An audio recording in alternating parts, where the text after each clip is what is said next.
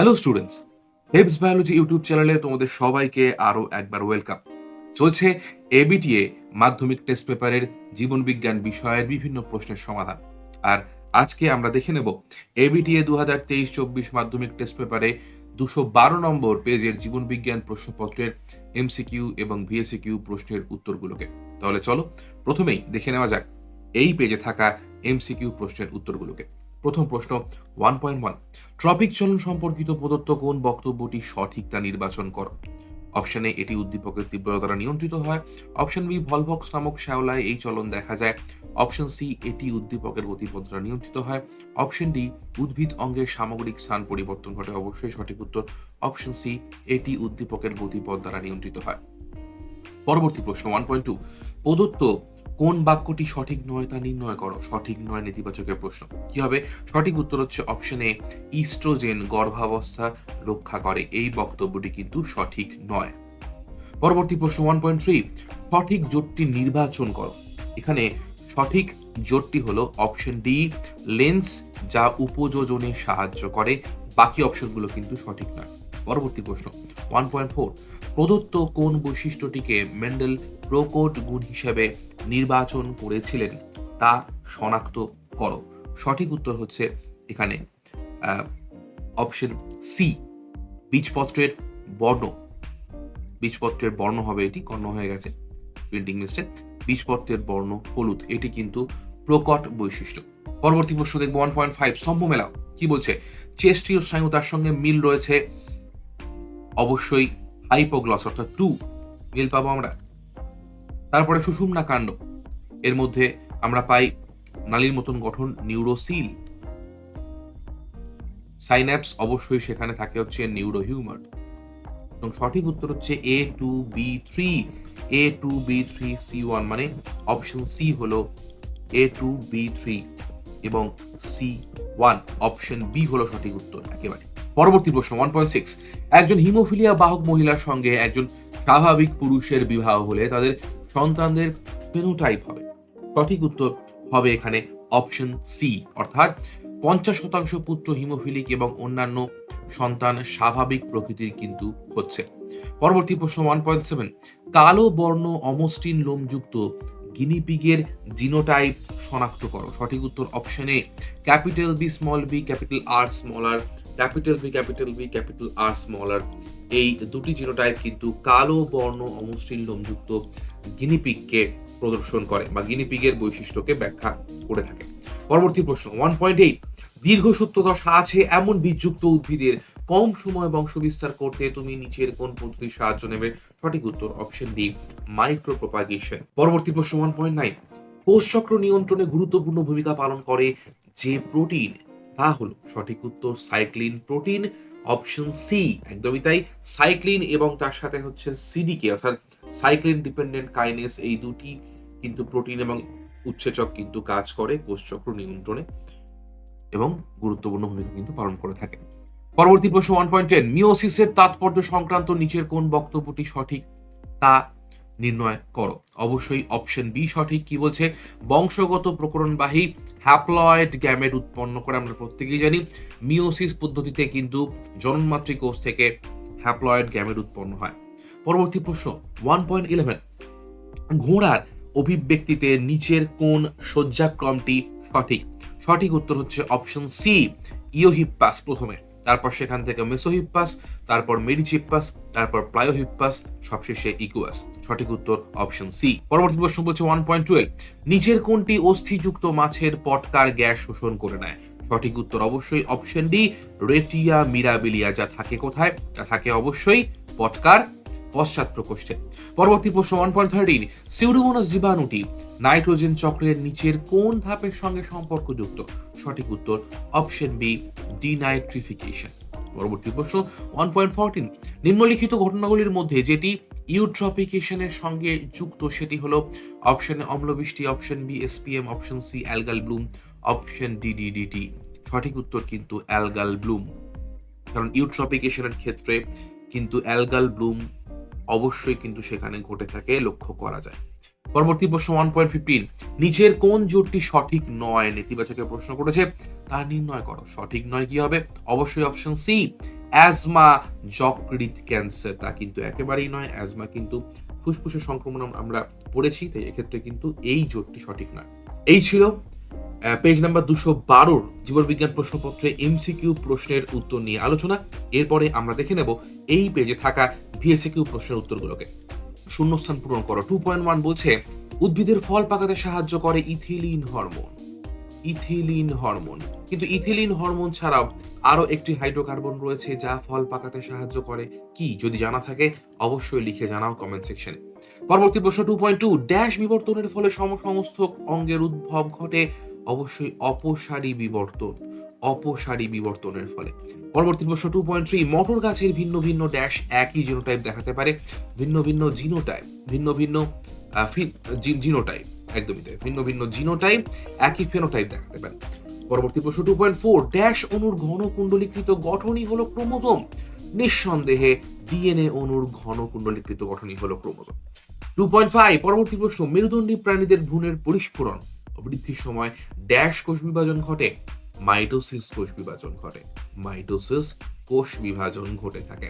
পরবর্তী প্রশ্ন শূন্যস্থানে 2.6 মানুষের ডিম্বাণুতে ক্রোমোজোম সংখ্যা হলো n=23। অবশ্যই কিন্তু লিখছে এইভাবে n=23। এবার দেখে নেব সত্য মিথ্যা প্রশ্নগুলোকে। প্রথম প্রশ্ন 2.7 মেন্ডেল বর্ণিত ফ্যাক্টের পরবর্তীকালে জিন হিসেবে শনাক্ত হয়। অবশ্যই বক্তব্যটি কিন্তু সত্য, সঠিক। 2.8 বিকাশ বৃদ্ধি নিরপেক্ষ নয়। বক্তব্যটি সঠিক, বিকাশ কিন্তু ঘটতে গেলে বৃদ্ধির প্রয়োজন রয়েছে। পরবর্তী প্রশ্ন 2.9 ডিম্বাণু শুধুমাত্র মাইটোসিসের ফলে উৎপন্ন হয় না, ডিম্বাণু কিন্তু মিওসিস প্রক্রিয়ার ফলে উৎপন্ন হয়ে থাকে। এই বক্তব্যটি মিথ্যা। পরবর্তী প্রশ্ন 2.10 বলছে ডারউইনের মতে জীব জ্যামিতিক অনুপাতে বংশবৃদ্ধি করতে পারে। হ্যাঁ, বক্তব্যটি কিন্তু সঠিক, করতে পারে, বংশবৃদ্ধি করে থাকে, কিন্তু অবশ্যই পরিবেশগত বাধার কারণে তারা কিন্তু পরবর্তীকালে করতে পারে না, তারা কিন্তু ক্ষমতা থাকে অবশ্যই। পরবর্তী প্রশ্ন হচ্ছে 2.11 জীবনদায়ী ওষুধের উৎস হলো জীব বৈচিত্র্য। একদমই তাই, বক্তব্যটি সঠিক।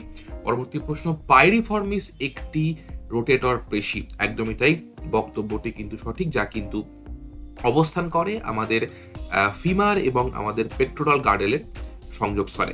এবার দেখে নেব স্তম্ভমূলায়ের প্রশ্নগুলোকে। স্তম্ভে সেরিব্রোস্পাইনাল ফ্লুইড কোথায় অবস্থান করে? মস্তিষ্কের কোষে পুষ্টি সরবরাহ করে, তার মানে ই এর সাথে মিল যাচ্ছে। সাইন্যাপসিস আমরা কোথায় পাবো? আমরা কিন্তু সাইন্যাপসিস এখানে পেয়ে যাব হোমোলোগাস ক্রোমোজোমের মধ্যে, অর্থাৎ ডি এর সাথে মিল যাচ্ছে। পরবর্তী স্তম্ভমূলায় রয়েছে অপশন সমসমস্ত অঙ্গ কোথায় আমরা পাচ্ছি?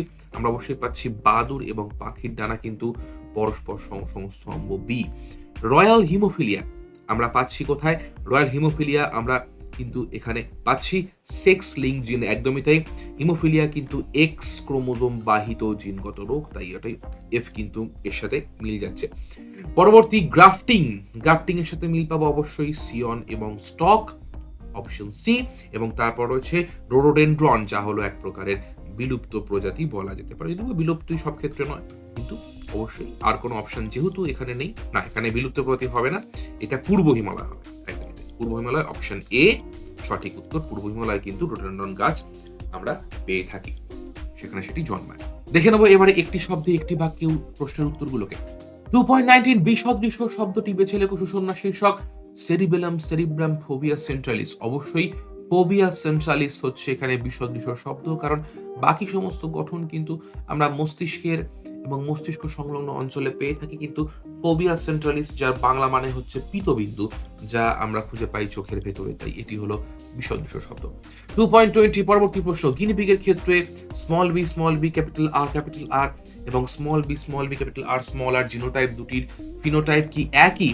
একদমই তাই, ফিনোটাইপ কিন্তু একই হবে, ফিনোটাইপ একই। এবং ফিনোটাইপটি কি হবে? হবে এখানে হচ্ছে সাদা বর্ণের অমসৃণ বা কর্কশ অমসৃণ রোমযুক্ত গিনিপিগ। পরবর্তী প্রশ্ন 2.21 বাষ্পমোচন রোধে ক্যাকটাসের একটি অঙ্গ সংস্থানগত অভিযোজন উল্লেখ করো। অবশ্যই সহজ প্রশ্ন লিখবে, ক্যাকটাসের অধিকাংশ পাতা কিন্তু কাঁটায় রূপান্তরিত হয়েছে। বেশ, পরবর্তী প্রশ্ন নিচের সম্পর্কযুক্ত একটি শব্দ জোড় দেওয়া রয়েছে, প্রথম জোড়টির সম্পর্ক বুঝে দ্বিতীয় জোড়টি শূন্যস্থানে উপযুক্ত শব্দ বসাও। জাতীয় উদ্যান যদি ইনসিটু সংরক্ষণ হয় তাহলে চিড়িয়াখানা অবশ্যই হয়ে যাবে ex-situ কনজারভেশন বা ex-situ সংরক্ষণ লিখে নিচ্ছ। পরবর্তী প্রশ্ন 2.23, মরু অভিযোজনের জন্য ক্যাকটাসের পাতার কি কি পরিবর্তন হয়? অবশ্যই আরেকবার লিখবে যে ক্যাকটাসের অধিকাংশ পাতাগুলি কাঁটায় রূপান্তরিত হয়েছে, একদম। এবং আমরা পাই এই যদিও বা যে কটি পাতা কাঁটায় রূপান্তরিত হয় সেটি ওকে, ওয়েল অ্যান্ড গুড, বাট যে সমস্ত পাতা থাকে, যে সমস্ত ক্যাকটাসে কিছু কিছু পাতা থাকে, সেই পাতার মধ্যে কিন্তু আমরা কি পাই? নিবেশিত পত্ররন্ধ্র পাই। কি লিখবো? আমরা কিন্তু পাতার মধ্যে নিবেশিত পত্ররন্ধ্র কিন্তু পাই। এর মানে হচ্ছে পত্ররন্ধ্র, আমরা যেটা দেখেছিলাম ছোটবেলায়, পত্ররন্ধ্র যে পাতার নিম্নত্বক এবং তোমার ঊর্ধ্বত্বকের কিন্তু বাইরের দিকে অবস্থান করে, পরিধির দিকে অবস্থান করে, কিন্তু নিবেশিত পত্ররন্ধ্রের ক্ষেত্রে কিন্তু পত্ররন্ধ্রটা নিম্নত্বকে পাতার ভেতরের দিকে অবস্থান করে। কেন? অবশ্যই বাষ্পমোচন রোধ করার জন্য। পরবর্তী প্রশ্ন কি বলছে? 2.24, N2O নাইট্রাস অক্সাইড এর পরিবেশগত প্রভাব সংক্ষেপে আলোচনা করো। অবশ্যই লিখবে। এক্ষেত্রে যেহেতু একটি শব্দে একটি বাক্যে, তাহলে কি লিখবে? অবশ্যই এটি হলো এক প্রকারের গ্রিনহাউস গ্যাস। কি লিখবে? এক প্রকারের গ্রিনহাউস গ্যাস, যা কিন্তু পৃথিবীর উষ্ণতা বৃদ্ধি করতে গুরুত্বপূর্ণ ভূমিকা পালন করে থাকে। পরবর্তী প্রশ্ন 2.25, নিচের চারটি বিষয়ের মধ্যে তিনটি একটি বিষয়ের অন্তর্গত, সেই বিষয়টি খুঁজে বার করো এবং লেখো। জি1 দশা, এস দশা, ইন্টারফেস দশা, জি2 দশা। অবশ্যই ইন্টারফেস দশা আমরা জানি, বলতেই পারবো, কারণ ইন্টারফেসের মধ্যেই কিন্তু জি1, এস এবং জি2 দশাগুলো পড়ে যায়, তার আন্ডারে চলে আসে। পরবর্তী প্রশ্ন বলছে 2.26, জলজ ও স্থলজ বাস্তুতন্ত্রে অবস্থিত স্থানীয় জীববৈচিত্র্যের ক্ষতি সাধন করে এমন একটি করে বহিরাগত প্রজাতির উদাহরণ দাও। এখন এখানে কিন্তু উদ্ভিদ বা প্রাণী কোনোটাই কিন্তু মেনশন করে দেয়নি, তাই তোমরা যে কোনো উদাহরণ দিতে পারো, অসুবিধা নেই। জলজ পরিবেশের ক্ষেত্রে যদি আমরা মাছের উদাহরণ দিই, তাহলে বলতে পারবো হাইব্রিড মাগুরের কথা। কি বলবো? হাইব্রিড মাগুর মাছের কথা বলতে পারি একটা। তার রেসপেক্টিভ আমরা কচুরিপানার কথা বলতে পারি, বহিরাগত প্রজাতি এর মধ্যে চলে যায়। আর এক্ষেত্রে জলজ হলো। আর স্থলজর ক্ষেত্রে আমরা কিন্তু আমরা বলতে পারি ল্যান্টানা ক্যামারা। কি বলবো? ল্যান্টানা ক্যামারা একটা উদ্ভিদ।